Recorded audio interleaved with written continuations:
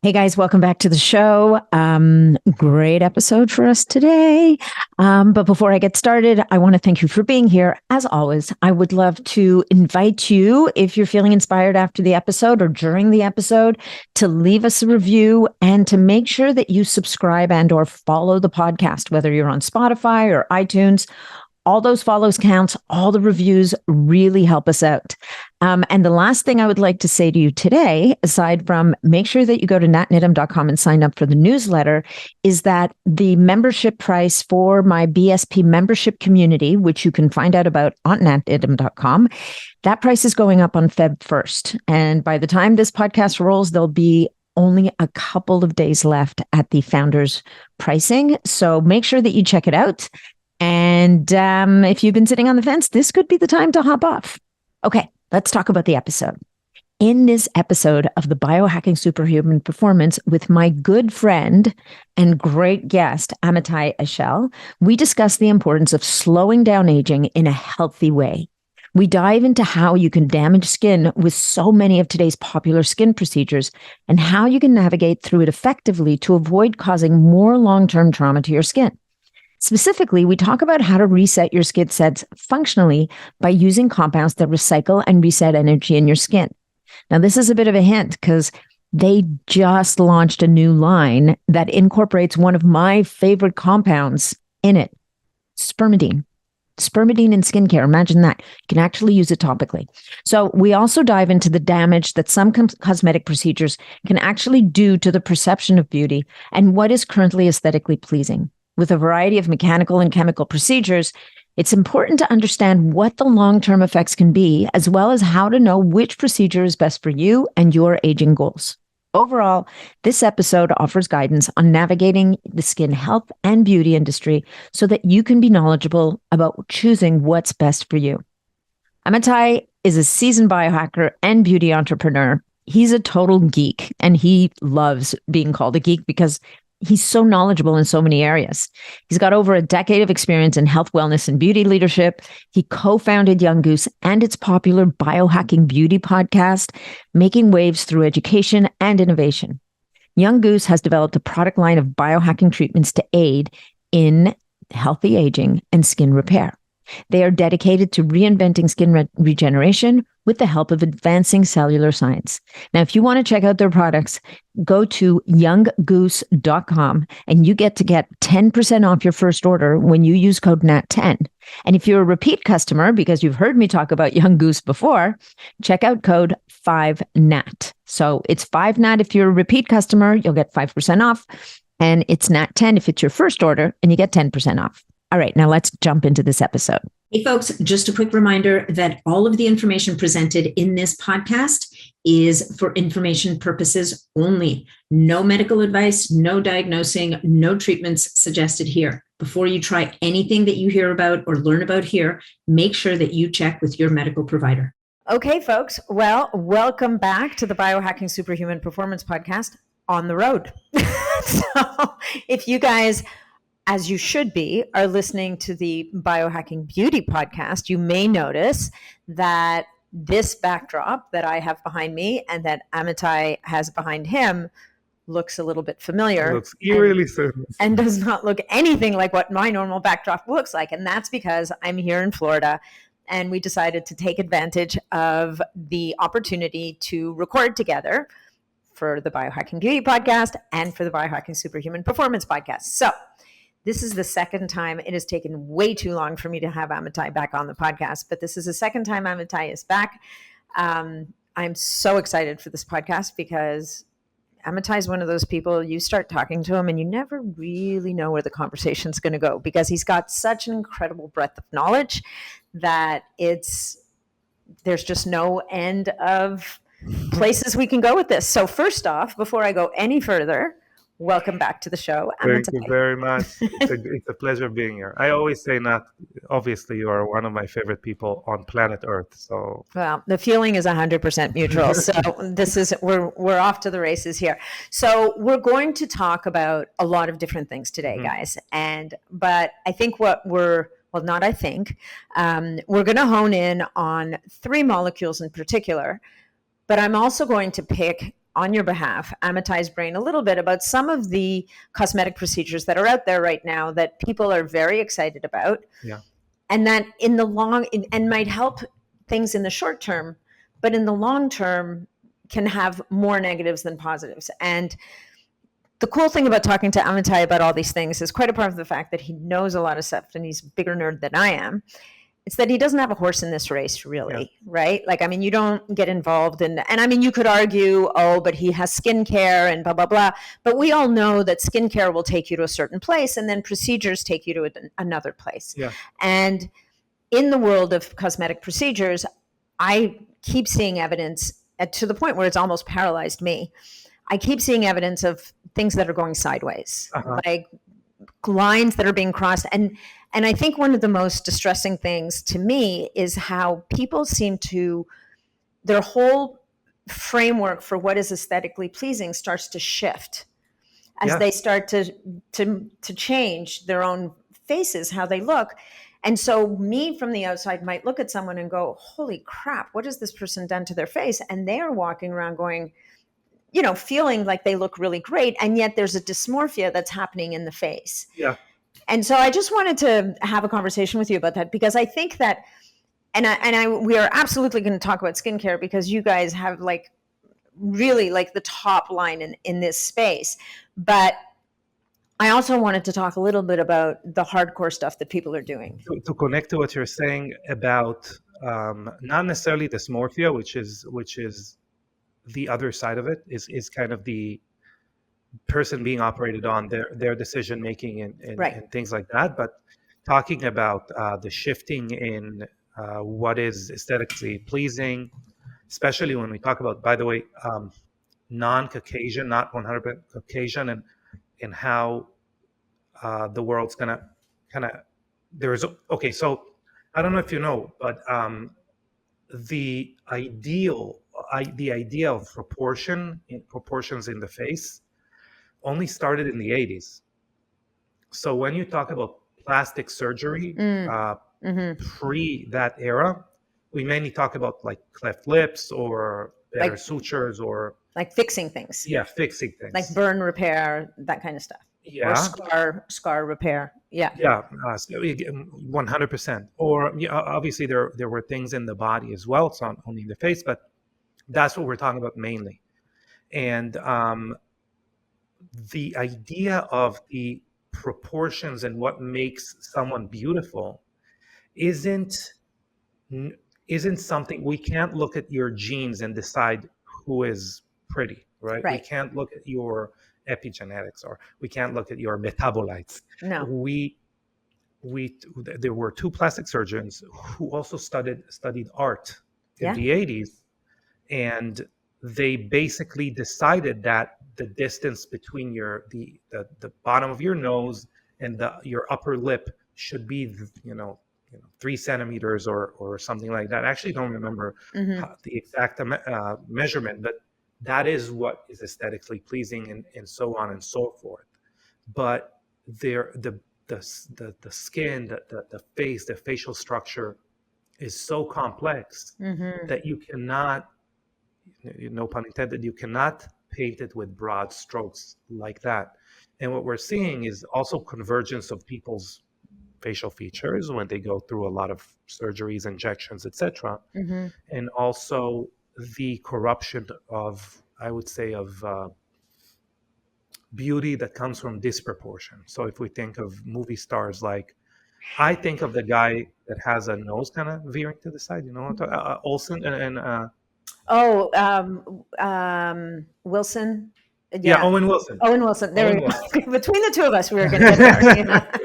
I don't know. I lumped up the Olsen twins, I guess, to the mix. But so we're talking about someone like that who is obviously very aesthetically pleasing. Yeah. But that's not, he's not pretty. Yeah, no one goes to plastic surgery and says, hey, can I get 15 degrees, west in my nose to improve my appearance? Right. So we're getting into a territory that's obviously there are.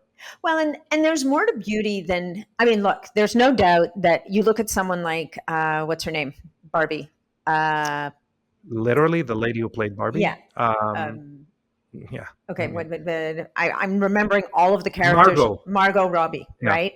She has stunningly beautiful face, right? You look at Marilyn Monroe, stunningly, Raquel Welch, like these icons of beauty that have these seemingly perfect features in perfect proportion in the whole 9 yards.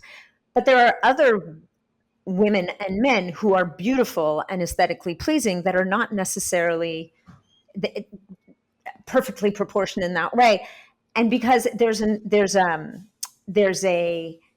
another piece to it, and that piece is the personality, the soul, the attitude of the person, their energy. There's a lot more to beauty than just aesthetics, right? And I think one of the things that's tricky in the world that we're in today is because we're trying to be reductionist, which we just keep doing over and over again, no matter what it's about. We're trying to say, I want to buy beauty. Yeah. Right? I want to buy being beautiful or having a beautiful face. And sometimes it works out really well. Look, I mean, there's that guy, that plastic surgeon, that cosmetic surgeon online that you are obsessed with. I am obsessed. Like, I mean, the guy is unbelievable, right? I mean, he looks, first of all, he himself is a very attractive man. Probably he's 180 years old. But he will literally take a woman's face and dial the clock back 20 or 30 years. What's amazing about his work, and I'll bet you he probably is one of these guys that either studied art or is naturally artistic. Yeah. You can't tell someone's had their face done by him because they look more like themselves for the most part. I have seen, and I mean, I haven't looked at his stuff in a long time, but after a while I started to see more of the bigger lips, or like I started to see some of the more trademarky things that people will do to their faces. But I don't know. I would tell you one thing about it is that this is not one procedure. What he's doing is he's doing a ton of stuff. And these are all assaults on the body. Oh my God. And he's the guy that made me all self-conscious about, oh, your nose is getting longer, your lip is getting longer, and now this is shifting, and now you need to have that. And I was just like, I'm looking in the mirror going, oh my God, is my lip getting and you know, it's funny, it's that experience that kind of made me give my head a shake. I think you're going to go one way or the other in this space, right? Yeah. You're either going to go, holy crap, my face is falling down, literally, I need to fix it, or, okay, wait, what's my goal here? Yeah. You know, how important is this really? I agree. And obviously, so let's talk. All of those are major assaults, and they definitely tax your anything from your endocrine system to your to your gut, any part of your body that is built to sustain us throughout our lifetime, and is contributing to overall body resilience, anything from your brain to any organ that creates molecules for other organs, which is basically all of them. Lymphatic, even though it doesn't really do that, it again shuttles toxins around, etc. You are left with an organism that one of the cat's 9 lives have been sacrificed for that. And by the way, probably more than 1 out of 9. So you're saying like the stress of that surgery will in and of itself impact your longevity in some way. Now the question is, when do you do that? Because you cannot do it more than once or twice. You cannot mechanically, okay, not even biologically, not like even in terms of how much you can do to the skin or the structure or whatever the case may be. Because we know that scars, for example, even if a kid is going to have a scar, that scar and the scar that I or you will make actually are completely different. Yeah. And we could technically get into it, but that's the bottom line. Well, it's different types of collagen, right? Your body makes different types of collagen. Literally different type of scaffolding even. Yeah. Imagine if I wanted to destroy the wall that no one can see besides us right now, and I wanted to have an open space, right? How do I build that support beams? Should I do it fast because we don't know if maybe like in Japan, right? Because there is an earthquake tomorrow, so it doesn't really matter how I build it. That's why they have obviously like rice paper houses, or they had historically, because there are so many earthquakes. They don't Why need to bother? build the Sistine Chapel, Yeah, right? yeah. Or do we, but that has different obviously. Do you want your face to be a rice paper house, or do you want it to be the Sistine Chapel? And as the more we grow older, the more it's a rice paper house, if you would. The Right, less structure we have there.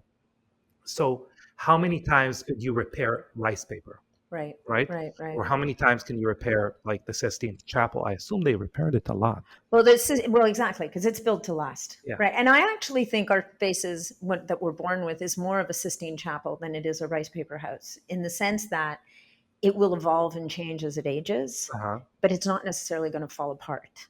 Yes. You know what I mean? Like your nose isn't going to fall off. Like it's going to change. It might grow. It might, it might look different than it did when you were a younger person, but it's not going anywhere. Yeah. Anyway, I mean, cosmetic surgery, and I want to say that I don't judge people for doing what they do. This is one of the most personal issues that we all have to address based on our values, based on a million different factors. So I'm in no way judging what people choose to do. I think what I was more aiming for was also talking about things like lasers and IPL and peels and those things, because there's, the cosmetic surgery is in some ways, I think that Botox and fillers is like the fast food of cosmetic surgery, right? We can't afford 6 figures to pay the dude to create a masterpiece on our face, which, by the way, the only other thing I'm going to say about that is the challenge when you're 60 or 70 or 80 to have a 40-year-old face is, what do you do about the rest of you? That's a different topic altogether. Yeah. Like, it seems to me if you're going to do that kind of work on your face, you better start picking up the rest of you. But anyway, I digress. What I wanted to talk about a little bit more is, so on this side, we have the fillers and the Botox. And in some ways, maybe those things are starting to they've evolved. They may be better now than they were 20 years ago. But then there's all these other peels and lasers and things that people are doing. And I know that some of them might produce great results, but is there a cost again? Like, can you rank? Yes, I don't mind ranking, but we should probably rank penetration, or what layer are we working on? Yes. And what are, the risks are again, mechanical or chemical. Yeah. Okay. So mechanical risks are the ones that we really want to avoid almost at all costs. So I would first, give credit to a couple people that I think get a lot of, heat. One is Dave Asprey, and one is Brian Johnson. Yeah. Because they basically went out and said, they didn't say, hey, I'm vain. I'm just going to lump aesthetic procedures into biohacking. Yeah. Like they just are peas in the pod, right? 2 peas in the pod. But they did. But they basically said, that's part of what I consider, age reversal, if you would. Yeah. It's obviously tricky. It's obviously not synonymous because it is only the appearance of youth. And I think it's very important to differentiate the two. It's kind of the same argument you can have with cholesterol, right? Or, a couple of months ago, you sent me or someone in your group sent me an article about, or sent you an article, which you sent me about hyaluronic acid and how it causes cancer. How it causes cancer. So it absolutely does not cause cancer. No. It is just hijacked by cancer. Right. Okay. So, by the way, TV4 is thymosin beta 4 is as well. Well, thymosin beta 4 is present at the site. Exactly. And this is the question. And the question is it the firefighter at the fire, or is it the arsonist who set the fire? And this is a distinction. So that is I was actually, you're more correct than I am. That's a great analogy, because that is similar to what happens with hyaluronic acid. Like, we don't really know what is the chicken and what is the egg, right? So why am I saying all of that? It's because when but it is something that we can infer something else by. but we don't want to target that marker and think we're changing the entire organism. Same thing with aesthetic appearance. If you look younger, there is study correlation between the age you appear to be, but naturally, which is different, correct, and the age you are. To the extent that there are AI algorithms that are going to look at the way that you are appearing, that you appear, and are going to infer diseases from.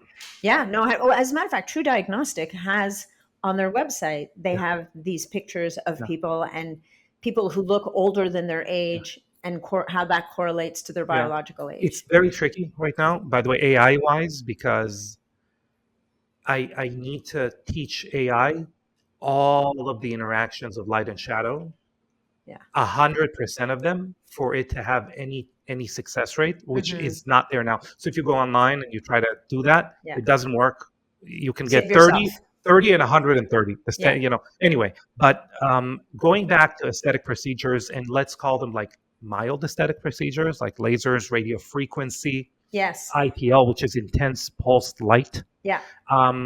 And the variance, the variance between them. We can also look at like microneedling, which is professionally done. Okay, so let's go through those and just kind of say, the goods and the bads, kind of on the. Okay, so radio frequency and what we call fractional radio frequency and microneedling radio frequency, we can lump them together for what I'm going to say right now. The way that they work is with a wave of radio that only gets absorbed in subcutaneous layers, dermal and subcutaneous layers, and it heats those layers up. Collagen layers, for example, heats them up.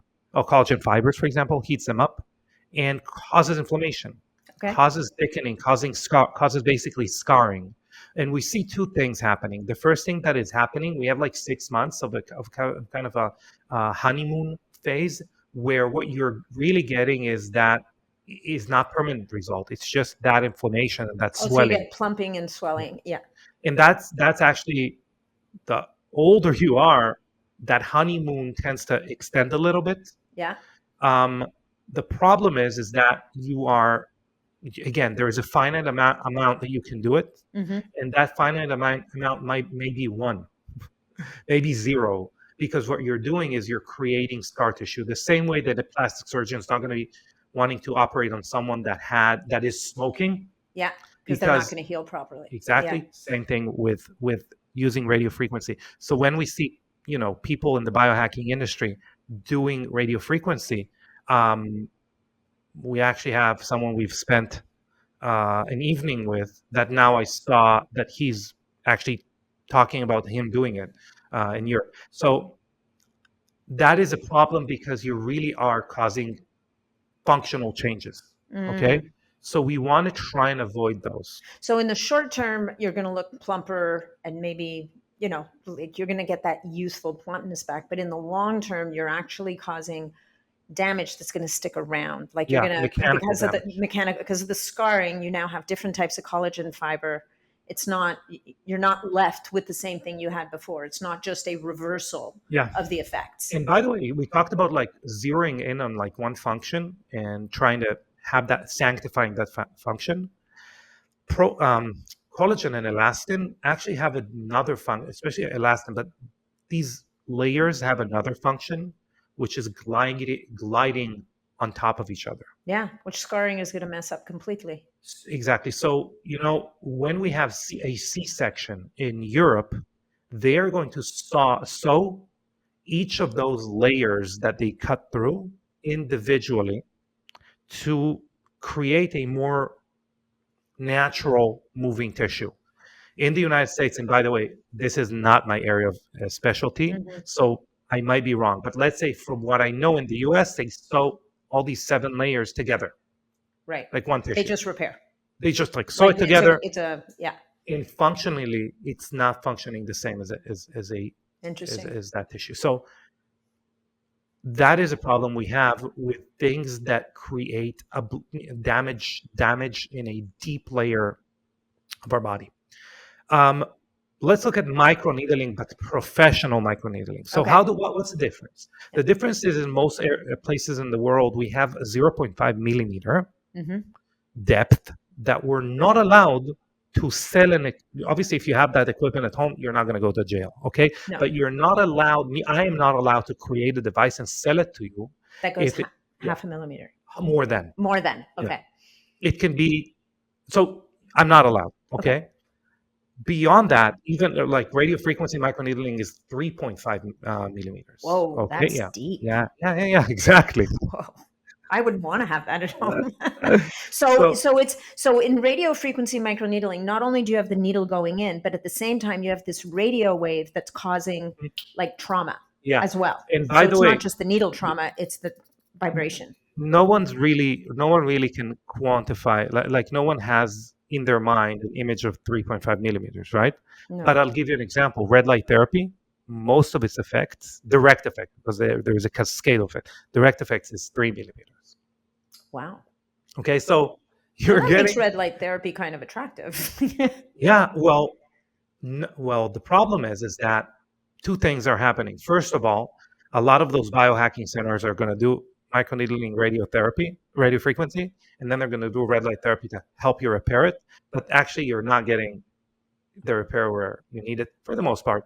Red light therapy can actually, red light therapy can go all the way to your brain, but that's like 1% of the light. It's not congruent with. We can't really think of them as anyway. Back to microneedling. Microneedling is something that you definitely want to try and avoid because it creates structural changes that are irreversible. You mean the deep one? The deep one. Even the shallow microneedling? Oh, excuse me. I'm so sorry. So the radio frequency microneedling. Yeah. Okay. Microneedling as a whole is actually pretty interesting because you are creating damage that the body has a very easy time healing because the penetration is not, and by the way, we spoke about it on my podcast, as long as we have it in a stamp variation. Right. Roller is different. So when you go to a professional, it's not rolling on your face. As long as it's in a stamp up and down pattern, a zenith pattern, the body has a very easy time repairing that. And there is a cascade again. Okay, so it's not only damage where the needle penetrated. There is a kind of a circumference of inflammation you're creating where collagen is being fortified and thickened within those layers. And by the way, you're thickening all the layers beyond that. So if we're saying, penetration of 1 millimeter, it is the entire 1 millimeter that I'm stimulating and slightly below it as well. Oh, cool. Okay. So microneedling is great. You can obviously overdo it. 100%. But microneedling at home, what we call derma stamping, that's what you have, Natalie, at home, is something that I think is one of the tools that someone should use. There are caveats, no pun intended, where we are, for a short amount of time, we're disrupting our skin barrier. We are literally, if anyone watched Star Wars, they're shooting at the spaceship and it kind of has this protective layer. Yeah. And then this kind of goes away, and now the shield goes down. Yeah. So that is our barrier. It's not really either there or not. Obviously, there are levels, but when we completely penetrate through it, it can't do its job. What we call, Kiran Krishnan and I, we call it leaky skin. Yeah. As opposed to leaky gut, which allows things to go into the skin. Leaky skin allows signals, not actual molecules, but signals, disruptions, inflammation, free radicals that are created due to disruption to go and disrupt the skin. And by the way, other organs as well, like our brain. Okay. Yeah, so there is a direct relationship between disruptions from the environment that our skin is exposed to. If it is being disrupted by, it communicates that to our HPA axis in the brain, which actually inflames and ages the brain. So this is for microneedling? You need to understand that when your skin barrier is being disrupted, we have to address that in a few different ways. You can do it with with, not being outside. You can do it with making sure that the environment you're in, your home environment, your air is great. You're not exposed to artificial light. EMF is low, as low as you can have it. And we can talk about a few other things. So after microneedling at home, would it be a good idea at that point to do some red light therapy? Yes, but that wouldn't to help support the that process? that would be more for that recovery. Yeah. For skin barrier, we can do a few things. We use like an artificial biomimetic barrier. It's called BioBarrier. Yeah, I love that product. Just to be clear, I mean, it's the first thing that hits my face. It feels great, but by the way, it feels great because it connects to an understanding that a good skin barrier feels great. Yeah. Okay, it's not necessarily that it feels great because it's healthy for you. That's kind of beside the point. But we have an innate understanding how a good skin barrier should feel like. Yeah. That's what feels great. It's a very unique texture. Actually, you know who loves it is my dad. Oh, yeah? Well, because my dad has no hair and he's had a lot of sun damage on his head, as many men do. And I gave him the BioBarrier, and he keeps telling me, and he says it to me in French, so I'll say it in English here because most people wouldn't understand what he's saying in French. He's just like, "Oh my God, that product is the best. I put it on, and it just makes him happy." I gotta have a video of your dad just lathering it on. Oh yeah, no, and he uses a tiny bit because he doesn't want to run out, and he puts it on his head, and he just loves it. So well, that is definitely so. When we talk about, by the way, any penetrative procedure, we actually want to use something like that. By the way, it started as a hair product, not by us, but the actual ingredient started as a hair product. That's really interesting. I mean, not that I don't want to spend too long on the product because I still want to talk about a couple of other procedures, but basically, so the microneedling, stay away from microneedling with radio frequency. Yes. If you're going to microneedle at home, then you're probably going to end up with one of these. You're better off to end up with a stamp than with a roller, because the roller is going to create micro tears in the skin in addition to the penetrative abrasion. Like so what imagine the roller, kind of like road rash. Yeah. Imagine a roller. Just everyone imagine like a huge, just zoom in to a roller rolling on your skin. There is an off angle, not a 90-degree angle, in which the needle starts to penetrate into your skin. And then it moves out. Yeah. And then it moves out and changes its angle slightly. Yeah. And there is a challenge there. What I would say about microneedling at home, again, I know Natalie, yours is disposable. Yeah, it's a disposable little device. Yes. Well, the needles are disposable. Exactly. When it's not disposable, we have to sanitize it extremely well. Mm-hmm. So you just drop it in alcohol, or alcohol is ozonated water. I mean, if you have an ozone generator. Yeah. Okay. So, and those needles are typically, they're hollow, or at least the one I have. I have are hollow, and so we can deliver certain serums and compounds through that needle, and so which elevates skincare to kind of another level. But again, as you said, you can't microneedle all the time. Yeah. You need to, I usually do it like once every 2 weeks, maybe once a week. Stay out of the sun, because you could end up with pigment. I would imagine once you've created that little microtrauma, you go out in the sun without proper screen. Well, that's my problem is as a human being. I have extremely high tendency. Some people would think it's melasma. It's actually something else. My skin gets inflammation pigmentation, basically. Pigmentation that's driven through inflammation. I don't need the sun, actually. I don't even need to be exposed to the sun. You just hyperpigment immediately hyperpigment. And that is the pendulum, because I do jujitsu, my life depends on it. Yes. Every time I get an abrasion on my face, I know it's going to happen. I know I'm going to look basically like someone who has melasma, and I use products to try to mitigate that. So I basically try to suppress the expression of tyrosinase, which is kind of a trigger for melanin or pigment production. And we can do it with vitamin A, vitamin C. There are different stages in which you need to target that cue, that signal. But but I know that this happens. But to your point, yes, you're correct. When we're doing anything that causes inflammation to the skin, and that's everything we're talking about when we're talking about procedures, we have to make sure that before we do them, we have sunblock at home. Okay. Yeah. I'll tell you more than that. And I am going to shamelessly plug your sunblock right now, because the BioShield is one of the best sunblocks on the market. I'm just putting it out there. Well, remember I told you that I don't need sun to get pigmented? Yeah. So my skin type, and your skin type, I think as well.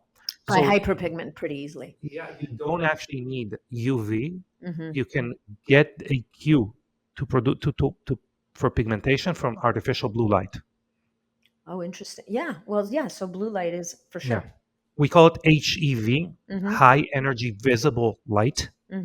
So it is a completely different makeup than the blue light you're going to get from the sun, or not completely, but so this is why you guys you and Anastasia keep saying to me, wear your BioShield. Yeah, wear your BioShield home, like wear it wherever you are. If you're a party animal, yeah. Which I know, Natalie, you are. You go to yeah. all the clubs in Toronto. They know you're Natalie. So first name basis. With exactly. All the guys. Not. So you should wear it. Said nobody ever. You should wear it also if you go to a club, because it protects you also against pollution, heavy metals, EMF, artificial blue light, glyphosates. So all the things. Yeah, by the way, it does it by structuring water around protein. So here we are back at structured water, and you don't need a magic wand, and you don't need anything. No, it literally has little magic wands. No, okay. All right. Okay. Here. I have an agenda, guys. So I'm going to redirect us. So we've talked about the radio frequency on its own. We've talked about radio frequency with microneedling. Both of those things, probably things you want to think twice before going there. Well, no, I'd say microneedling you should do. No. And then there's microneedling on its own, yes, which is a thumbs up. Just thumbs up. Be smart about it. I would even say you're right to say, yeah, I want to do it every 2 weeks. You could do it even every week. Yeah. But you could do it way, way, way, way more often, just on different parts of your body. So a lot of people care about the back of their hands and their knees. I'm not telling you to do it. I'm saying a lot of people. I'm still good. Yes. But a lot of people are talking to Young Goose, to us. What can I do to improve the back of my arms, my knees, my elbows, the back of my hands? So these are areas that you can microneedle as well.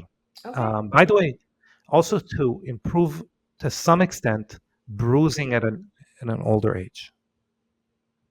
So if you have a bruise? Well, if you're 85 years old and you bump your hand into a door and you get a huge bruise, I'm not saying microneedling is it's not a magic wand. Well, yeah, because what I've seen with 85-year-old skin, because I see it with my mom, is it's very thin. Yes. So it becomes a lot harder to do these things and get away with it. You could, but you need to do a lot of things like, estrogen,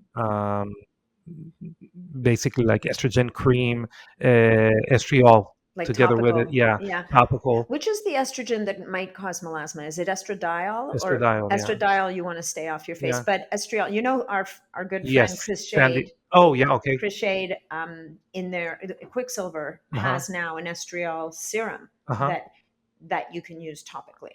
Yeah, I think it's something that you want to use under supervision. Okay. Because it's a hormone, and a hormone it's not a single, it's a language. It's a poem. It's not a word. Yeah.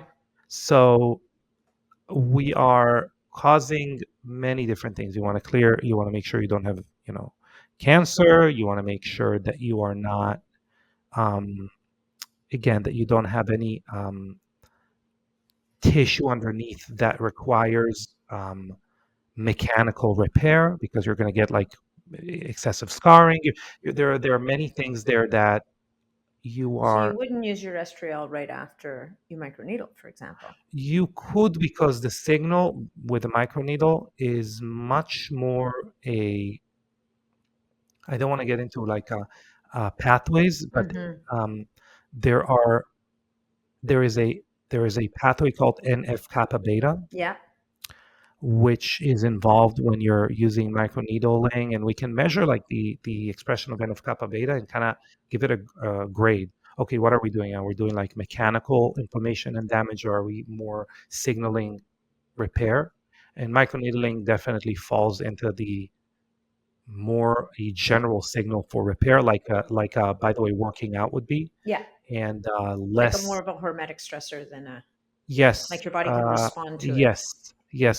Hormetic stressors, for the most part, I don't want to assign hormesis to inflammation, because most of the time, what inflammation achieves, hormesis cannot. Mm-hmm. Mm-hmm. Hormesis more implies adaptation on a chemical level, mitochondria, etc. Um, but yeah, Yeah. technically, yeah, It's just, technically, I mean, what I mean, xenohormesis, yeah, it's a stressor that your body can manage, yeah, right? yeah, You can adapt to it. yeah, Yeah. exactly. So microneedling is great. You can do it in different areas. Later age, you definitely should have, in my opinion, you should definitely should have HRT if you are engaging in things like that at a late age. Hormone replacement therapy. That's my Yeah. opinion. Yeah. Progesterone, biomimetic estrogen, and that's my opinion. Yeah, Okay. I'm of the same opinion. I mean, you need to do it under the supervision of a physician Hmm. or Yeah. someone who understands you, your health risks, and all Yeah. that nine yards. But at the end of the day, if any of our friends, that any of the people in this space that you listen to, and I remember there's one medical doctor, um, Uzi Rice, Uh who huh. I heard speak at a conference, and I don't even think he practices anymore, but he had a big practice in Beverly Hills, and he brought an audience to tears, um, Wow. just talking about how much harm the misinterpretation of the women's health study Yes. did to women Yeah. around the world who overnight stopped using their hormone replacement therapy based on data that had been in, Yeah. that had been delivered wrongly. It had been Yeah. improperly interpreted, and we are now decades later, and people are 100%. still trying to Yeah. fix the damage from that. I couldn't agree more.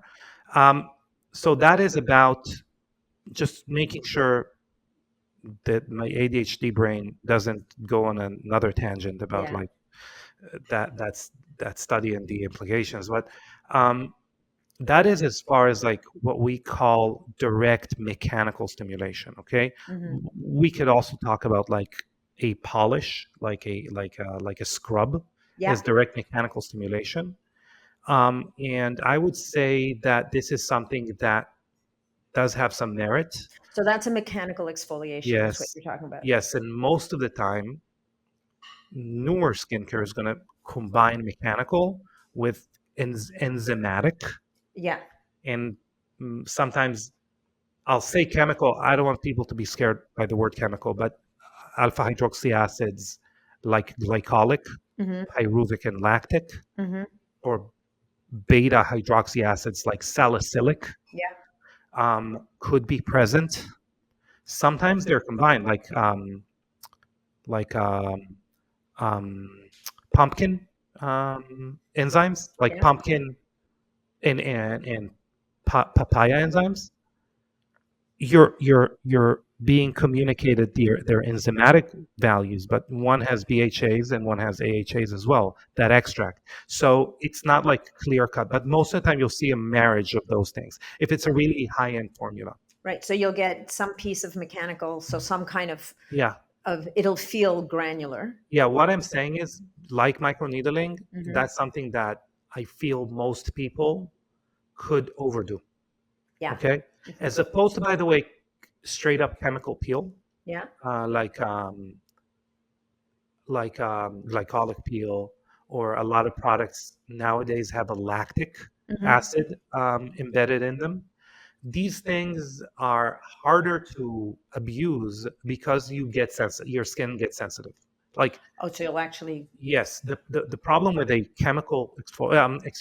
mechanical exfoliant is that you're accumulating those micro tears, micro scarring that are so superficial. It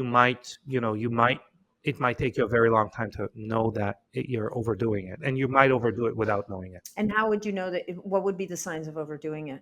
Aside from irritation because you scrubbed your face too hard with sand. First of all, it's not only that, it's that 99% of the companies also have like literal plastic in that scrub. Right. So I would say what you want to do is use a marriage of chemical, enzymatic, and physical, like, hey, shameless plug, Nia polish, the NAD boosting polish that we have, because your finger is on the proverbial pulse. You will know if your skin's getting sensitive to it. Yeah. And I wouldn't think of the mechanical aspect as the predominant aspect. I'll do very, very light application of the product. And by that application, I'm going to get some mechanical exfoliation, and I'll dislodge some of those skin cells that we want the enzymes to dispose So you're of. almost giving better access to the enzymes to the layer of the skin where they're going to be able to do their thing.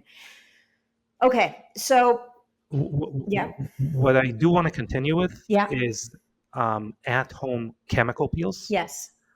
Even though we had a conversation specifically about it, and I told you specifically that you could do it, but for the most part, I got special dispensation. Yeah. So we have a professional peel that embeds copper peptide GHKCU, glycolically embeds GHKCU into the skin, which is like really cool. But you should do it with a professional. And by the way, even with a professional, there is a conversation of how you feel, tingling, etc. You feel heat and tingling when you. I haven't used mine yet because I'm in Florida still, and I'm not doing anything like that, even remotely close to UV. 100%. But you feel tingling, especially if a man, by the way, anyone who shaves, Oh yeah, because you're exfoliating every day when you shave. Well, if you have shaved and then you're going to do it, you're going to feel more of your skin's just more sensitive to that. You have like little, bumps and bruises, but you do feel tingling. The reason I'm skirting around like doing it at home is that medical skincare for the last 25 years has pushed exfoliation, chemical exfoliation, like it's the holy grail, because it's renewal, right? It's renewal in the most pure form. The problem is that you are tapping into reservoirs that your skin needs for longevity. So we always give that. We're back to this again. Yes. Yeah. Yes. You're robbing Peter to pay Paul a little bit. Yes, exactly. Okay. And that is why we actually want to do it. It might be a little bit more expensive, but we actually want to go to a series of those done by a professional and supporting that like you're a professional athlete. So taking Stemregen, for example. Yeah, our favorite supplement. Shout out to Stemregen, Collagen's product. Taking BPC 157, GHKCU, injected GHKCU, stopping some of the things that you might do, such as like melanotan-2 if you're doing that, or Semax, for example, or Selenac, or things that might cause a reaction of pigmentation. Cmax and Seline cause pigmentation? It could, yeah. Interesting. It actually can also cause hair loss. I missed that chapter. Sorry? It can also cause hair loss. Yes, that I knew. Yeah. So by the way, what I'm saying is anecdotal. Like, yeah. But we want to stop things that might cause pigmentation. We want to support formation of soft tissue. We want to supplement on things like spermidine, like that allows us obviously to recycle all of those materials. Even essential amino acid supplementation. Essential amino acids to give the body the building blocks to repair. Omega-3 is kind of a touchy subject, but omega-3s that are from a good source, fatty 15. I was going to say that, yeah. Yeah, fatty 15. The new darling of the... Yeah. which I'd love to have on a podcast. We've talked about it. We didn't have them yet, and I know I introduced you guys as well. So in reducing the static noise of chronic inflammation, if we could, and we want to prepare our body for this. So one of the things that we say, people reach out to us, they're like, I want to have an aesthetic procedure. I want to have a laser. I want to have this and that. What products should I use? I'm like, here are the products that you should use, but you should have used them like 2-3 months ago, you know? So basically you've got to, it's like anything else. You got to prepare your body. You have to prepare your skin. You have to build resilience into the system so that when you cause these micro traumas, the body's able to respond in an appropriate way and recover properly and give you the results you're looking for. And by the way, it's analogous to aging as a whole. You're not aging today. By the way, you are actually the same biological age as yesterday, unless something happened, and that is the caveat. Okay, we are not the same way. You have growth spurts when you're a kid. You're also having aging spurts when you're an adult. You're exposed to a solar flare, carbon-based free radicals, stress, whatever that is, and you are now significantly, it's incrementally, but significantly older than you were yesterday. And then for a month, you're actually the same age as you were yesterday. Okay, you're not aging linearly. Okay, your skin isn't aging linearly.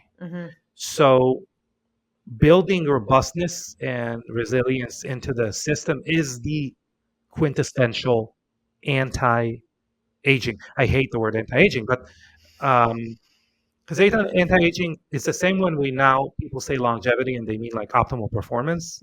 I think what we're all trying to do is slow the aging process. We're not going to stop aging. Well, we're just not. You could, again, that is very difficult because aging, even though we have the hallmarks of aging, we don't really have the full picture of what aging means. We can't target all of those markers. We can actually improve all of those markers, but we can give ourselves a better score. We're going to get a star to put on our chest, but we still will die one day. I mean, we just had one of the pillars of the industry die. Dr. Cavinson. Cavinson died at 77. And we're not going to get into why, but the major thing is that doing all the right things, we still don't know the entire picture. Well, other things can happen. Right. So, okay. So there's a couple of things I really want to get to. So I'm going to interrupt us. And just so you guys know, Amitay and I and Anastasia get together and we have about 75 conversation over the course of an hour. So with one completed is, how are you? Yeah. And that's the last. If we're lucky. Yeah. So anyway, but I really want to talk about, there's a couple of things I want to talk about. And, I was going to say that GHK-Cu, the GHK copper peptide, may becomes the closest to slowing and stopping aging because it has the capacity to flip genes back to the youthful expression. And as you said earlier, one of the things that happens as we get older is our cells behave differently. Our DNA behaves differently. And if we can reset that genome to a younger genome, maybe that's the nugget of how we can get to a place where we really truly impact aging at a cellular level. But because we talked so much about all these other things, there's one molecule in particular I really want to get to today. And, we're going to have to do a third podcast and not wait 2 years to record it, because then there'll be something else. But spermidine is becoming the darling of the space that we're in. I mean, I've been talking about spermidine for a couple of years because, our mutual friend, Leslie Kenny, has brought a really great supplement to the market. And what's amazing about spermidine as a molecule in this space is that it addresses, for sure, 9, but I've even seen literature that says that it may have a positive impact on all 12 of the currently known hallmarks of aging. So let's be clear. 2 years ago, we had 9 hallmarks of aging. Last year, they decided there were 12. Next year, there will probably 15. We're still figuring this out. But spermidine as a molecule, this polyamine, seems to have the ability to positively impact most, if not all, of the hallmarks of aging. Now, you've moved into a space where you're applying spermidine as a skincare product. So, what I wanted to talk about today is what made you think of translating something that we use orally to something that we would apply topically? Science. No, I'm kidding.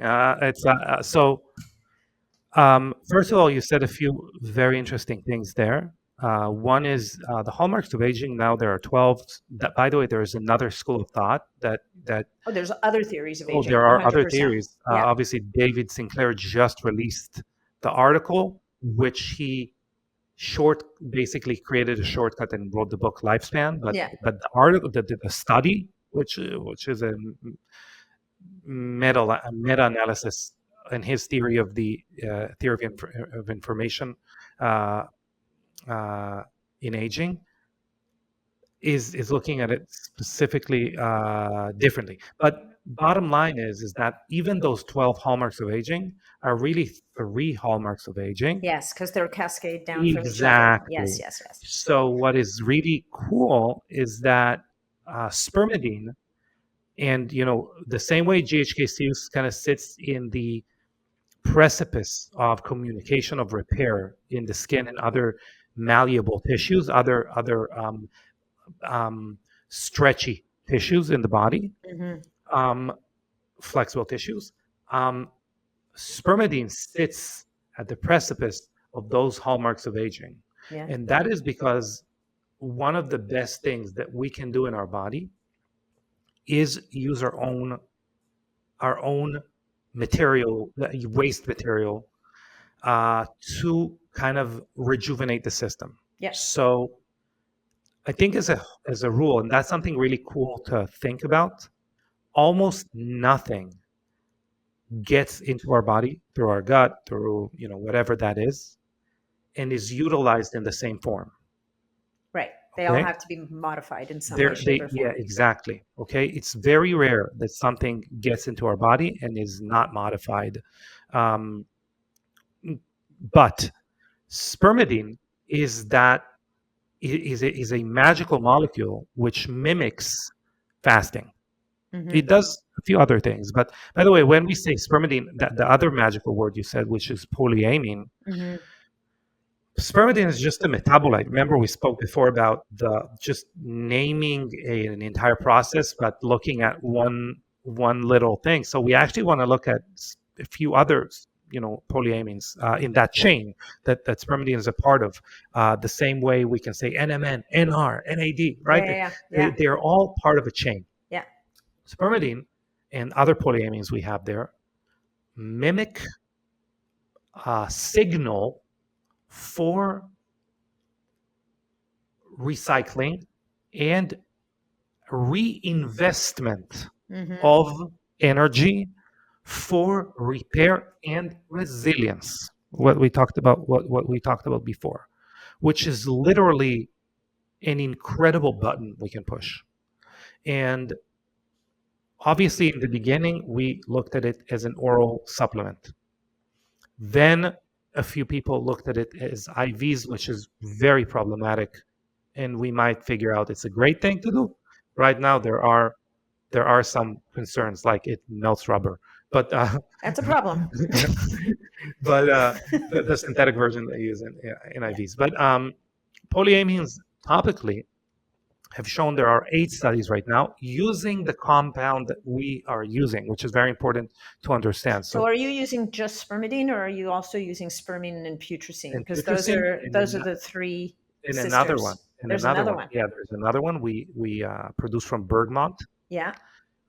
Which, again, Leslie Kenny, I'm sure if anyone listened to Leslie Kenny enough, she actually refers to.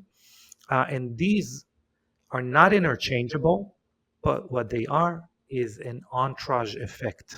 Yeah, they cascade in and out of each other. They cascade, and they allow the body to have a synergetic effect. Synergetic, I never know how to say that. Well, it just depends on what the sentence is. So they synergistically work together in the body to create an outcome. If anyone wanted evidence I'm not that smart, here you go. It has nothing to do with smart. Anyway, so what they do is that they allow every other thing that we want to do in the skin, whether it is repair, whether it is resilience, whether it is um, increasing autofluorescence. Autofluorescence is a byproduct of a healthy energy production in our skin. It's when we emit 810 nanometers. So you actually emit a glow when somebody's You can, glowing. yeah, Yeah. Yeah. and you can measure that. And that's, by the way, Oh, that's that radiance thing that, yep, yeah. yep. Some people infer some other interesting things from it, like aura or things Yeah. like that, Energy. Yeah. which is completely fine, or the fact that you can heal someone else with that. Mm-hmm. That is not what I am focused on. Again, Mm-hmm. what I'm focused on is you perceiving that autofluorescence and your subconscious inferring my vibrancy from it. Well, not to take us down another rabbit hole, I'm only going to say this and then we're going to go right back to what Yeah. you're saying about spermidine and spermine, but this may also have something to do with that beauty, that in less tangible aspect of beauty. Yeah. That doesn't necessarily have to do with the size of your nose or the distance of your eyes, but that thing that people have where they may not have that perfect face and yet they're beautiful. Well, I'll see your divergence, and I'll diverge one step further. Okay, but we have to go back to Yes. spermidine. And I will say that when we have an injury, Yeah. our mitochondria actually goes from a gathered state to a splayed state, which it creates less energy. And it's actually pretty difficult to rewind that immediately or over time. It also actually lowers the amount of mitochondria per cell. Mm-hmm. Okay. Wow. Yeah. By the way, red light therapy, our darling red light therapy, actually can, through stress, so that's not infinite, but through stress can actually not only reverse, but also increase mitochondrial biogenesis. Yeah, exactly. So, and also, but also the amount of mitochondria per cell. Yeah. Well, biogenesis is you're making new ones. Yeah, I know. That's why we were called like Skin Biogenesis as a company. When we didn't know what we're talking, we didn't know how to explain what we are. We said Skin Biogenesis. Anyway, and now you just call yourself Young Goose because that just tells you exactly what they do. Yeah, no geese were harmed during the year. No anyway, so back to going spermidine. back to spermidine. Yeah. Spermidine. I don't like the word biologically younger because there actually is no measurement. It's like beauty that we said before. It's a fabrication. Exactly. But what there is deviation from optimal. Right. What we call functional. So spermidine, by all characteristics, makes your skin functionally younger. Wow. And what we can see are the 3 posts of youth that we're looking for, which is optimal performance. So how do I look right now? Mm-hmm. Health or robustness, mm-hmm. and longevity. The end result of that. Yeah. Okay. Yeah. We can see all of the 3 pillars being enhanced and improved, which is magic.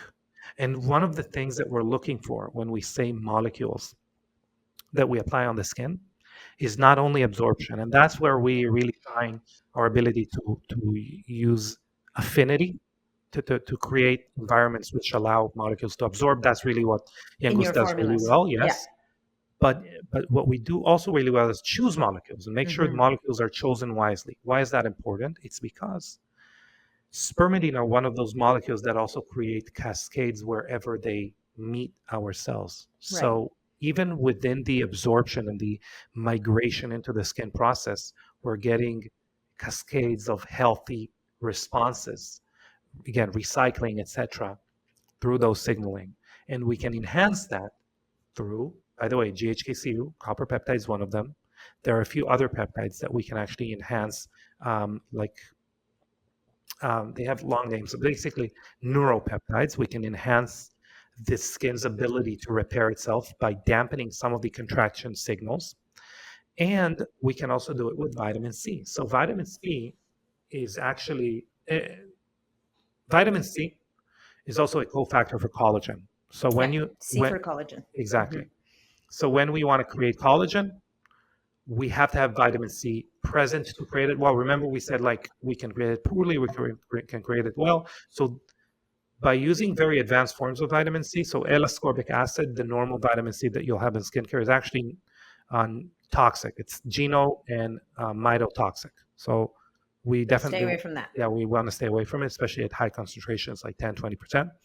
But other forms like magnesium ascorbyl phosphate, MAP, which we use in our serum, the new serum is called Youth Reset, that has the things that we just spoke about, like spermidine, etc., and GHKCO.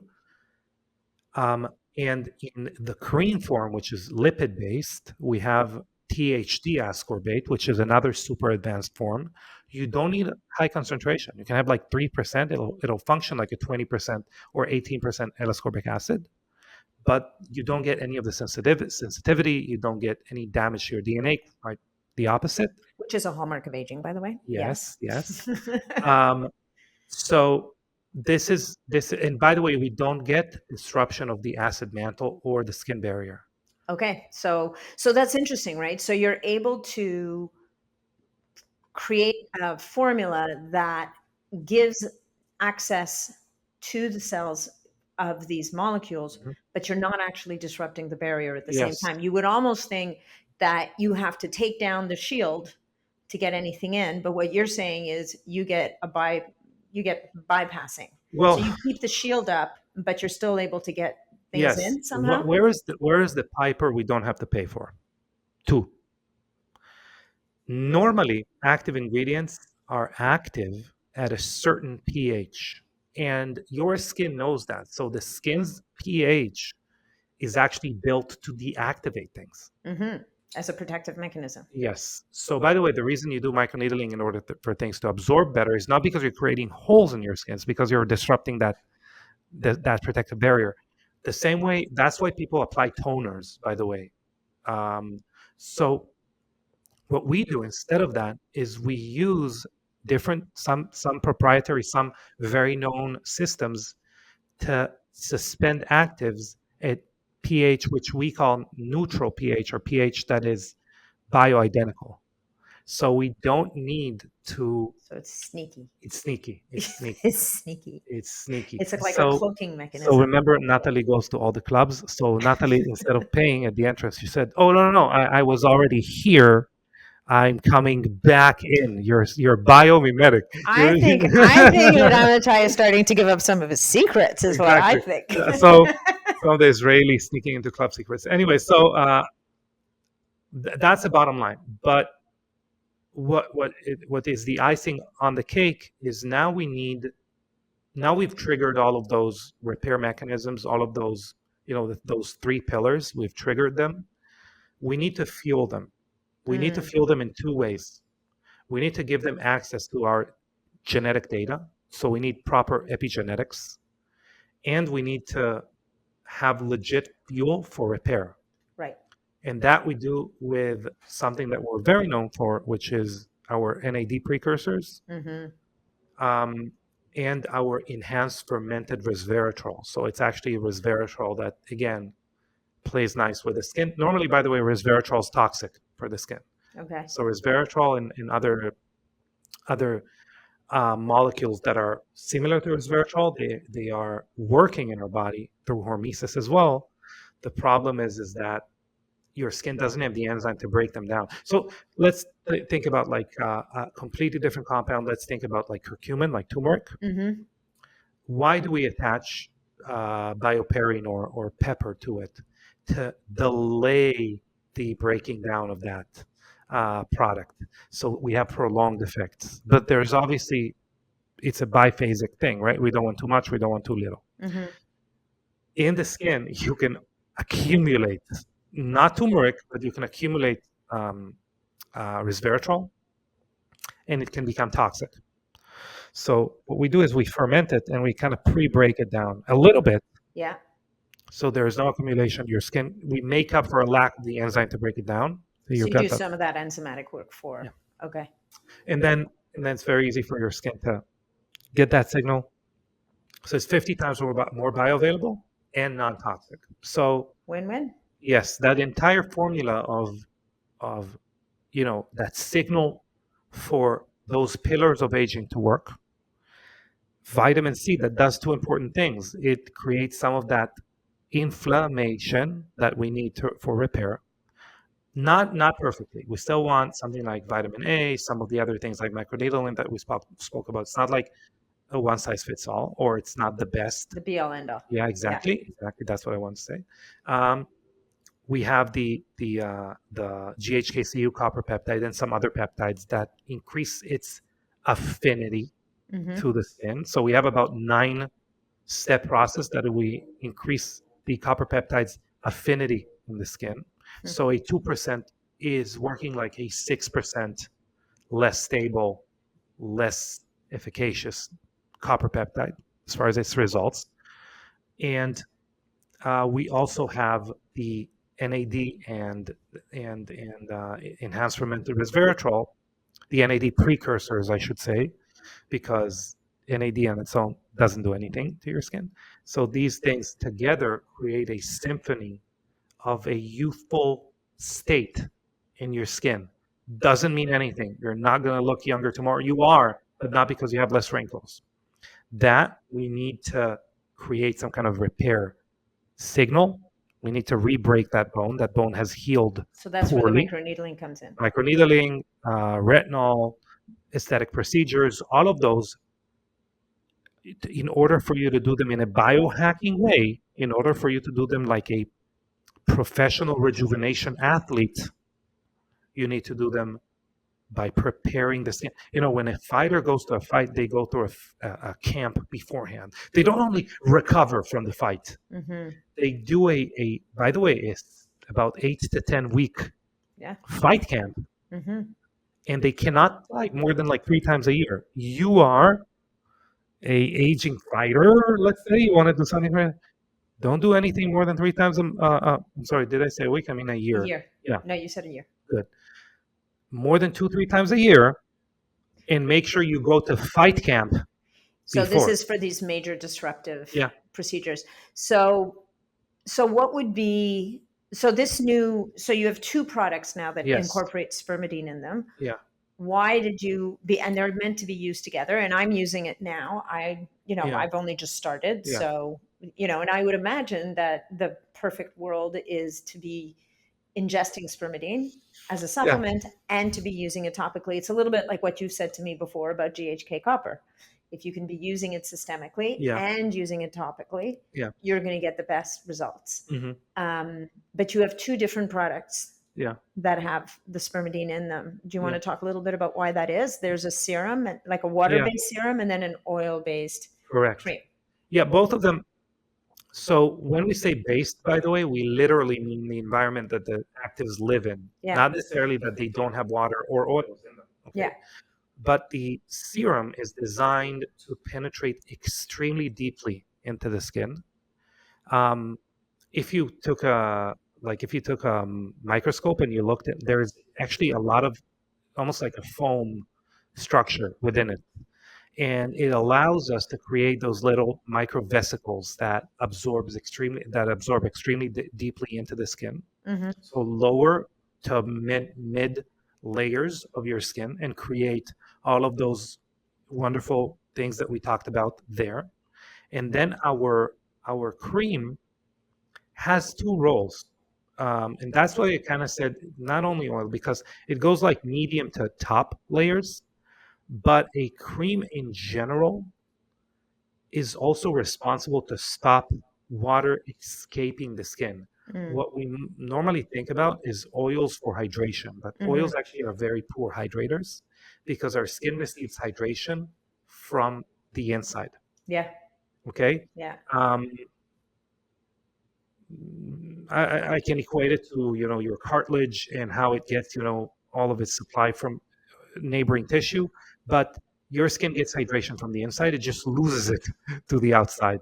Remember, we talked about hyaluronic acid. One of the conceptions is that hyaluronic acid is like robbing hydration from our skin. That's not how our skin works. And that's why I think it's an overhyped molecule as a whole. But what we're doing is we're creating a film, bioidentical film, that prevents something called transepidermal water loss, which means remember how we tape our mouth not to lose moisture from our lungs? At night? At night. Yeah. we kind of do it through our skin as well. And where you would know it is when we were in Vegas, our Oh my lips God, get it's chapped so immediately. dry. Yeah. Why is that? It's because the difference between the moisture in our lips and our We skin. were turning into raisins. Yeah, we raise it up. Um, but actually, there's a meme that goes, "Oh my God, I just learned that pickles are made out of cucumbers, and my mind is blown." And someone's commenting, "Wait till you hear about raisins." Yeah. And the person goes, "What about raisins?" So anyway, so um, we have a lot of transepidermal water loss, and Yeah. it's more prevalent in our lips. Okay, so but we stop that with films, biomimetic films. Some other products have chemical films. We have a biomimetic film. So this is what you were talking about. The cream doesn't necessarily hydrate the skin. It stops the loss of hydration from Yeah. the skin. We have other ingredients that we have there. By the way, spermidine is one of them. And you have spermidine in both. Yes, right? we have spermidine in both. But they are slightly different molecular weight, which means circumference. Just so they stop at some point. Mm-hmm. So spermidine and other molecules that we have there, by the way, GHKC is one of them, they increase the skin's ability to hold on to moisture, or cells' ability to usher moisture in. And then we can increase moisture, but not by applying moisture, but by allowing your. By the way, creatine does it as well. We don't have creatine in our creams, but creatine does it as well. That's why you look a little bit more swollen when you're on creatine. Yeah. Well, and that's what we should all be taking creatine. 100%. Yes. It's so we can hold on to more moisture, which is positive. Okay. But yes, a cream. And by the way, the oils are not good hydrators. If you just put oil on your skin, your skin is more pliable, but you're not. They're very poor at preventing transepid. I don't even know. Transepidermal water loss. TEWL. Yeah. Tool. TEWL. TEWL. Yeah. Tool. Yeah. Okay. Wow. So this is why we have. So spermidine is the newcomer in the formulas at this stage of the game, and that's and a big part of the work was how do we make it bioavailable, able to get into where we needed to get to go. Yes. And I think this goes to.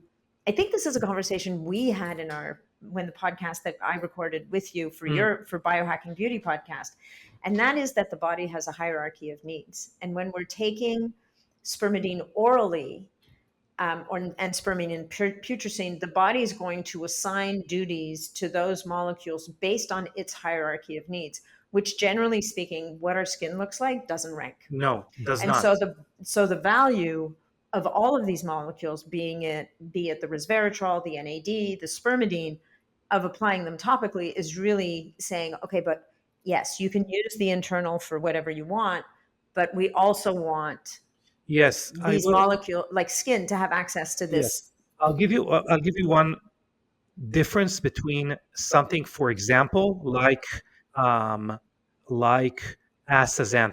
Astaxanthin I can take orally, and I can apply. And I can apply topically, and both will actually have their major effect by the way that the body uses them on my skin. And so there's actually a direct correlation between what's in my stomach being now processed and what I apply on my skin.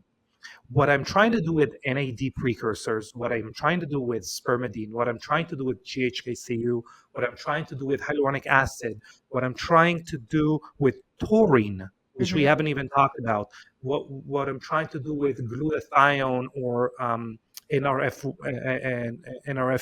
1 and 2, and I can think of probably some other things, is I am trying to top up the body's needs. Okay. I'm trying to affect blood serum levels in some areas. I'm trying to affect some of the delivery internally to my skin. And then my products that I'm applying on the skin are going to work better. As opposed to astaxanthin, which both just go, got it, we're going to the skin. That's not how. So that hierarchy of needs always affects our skin. Our skin reacts to the active ingredients that I can have it absorb, because there is a very finite amount that I can have it absorb. By the way, there is a finite amount that my product can hold on to without being gunk. Right. Okay. Actually, I mean, we have, I don't know, 10 different stages of gunk that we go through until we get to a cream. Until you get to something that's useful. Yeah. And so we have to try and for best results to top off the needs of other systems in the body, and then get to that organ that is called the skin to get our best results. Can you get results from applying it alone?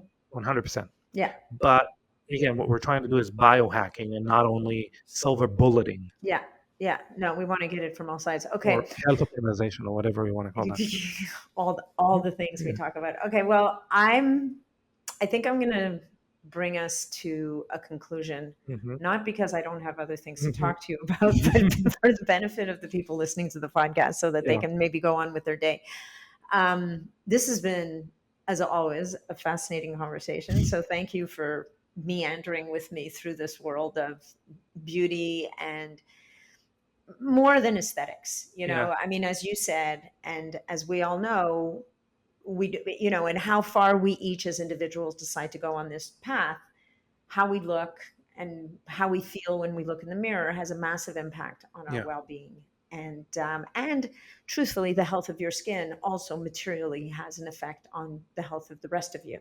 Yeah. So I want to thank you for everything that you do, because I think you bring such an amazing and unique perspective into this space of skincare that is, I don't know, I think it's quite, it's unique. It's different. So why don't you tell people where they can find you? Tell them where they can find your amazing podcast. And So normally you can find me walking around in Delray Beach. No, but you can find us on younggoose.com.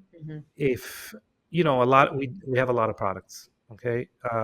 So normally what you can do is take a short quiz, which if anyone wants to give us suggestions on how to improve the quiz, we're open to it. The quiz isn't great, but it is a good start. We have systems that you can just choose. I want to biohack aging, and you have systems, long, short. Yeah, you have stacks of products you've put together for people. Yeah. Bundles, if you would. Yeah.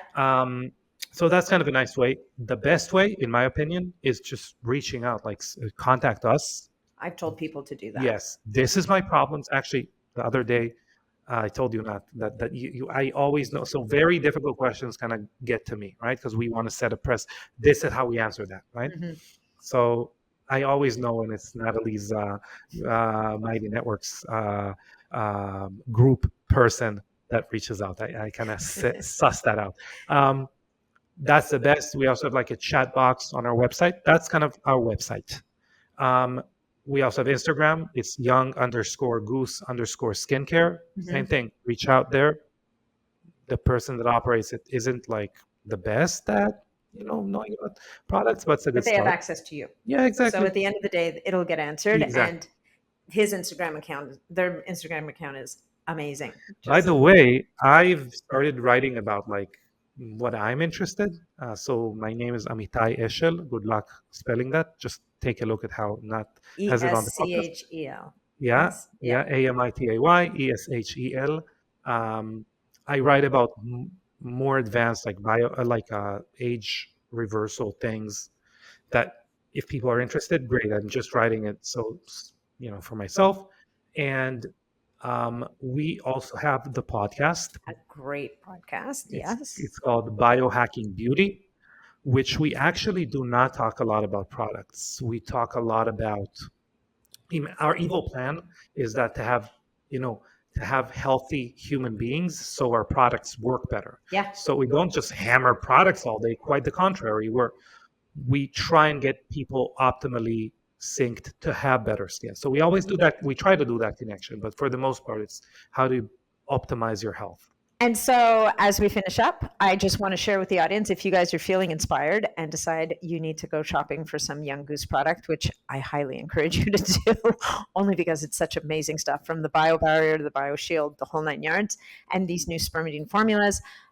If you're a new customer to Young Goose, you'll go to younggoose.com and use code NAT10, and that'll save you 10% off your purchase. And however, if you've already bought from Young Goose, that nat 10 is only good for your first purchase. We have a 5 nat for repeat purchasers, and that'll give you 5% off your purchase. So Yeah, this is how you know we really love Natalie, that she has 2 codes and not only one.